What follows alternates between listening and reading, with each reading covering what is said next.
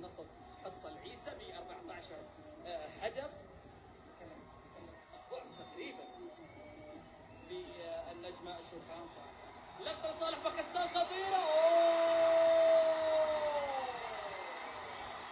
هذا ما كنا نخشاه يا منى، هذا اللي ما كنا نبغاه يا منى. بهذا الخطأ في مسألة السيطرة على الكرة يأتي هدف يخالط الجميع ويسعد المدرج الباكستاني في هذه اللحظات بهدف بهدف بهدف.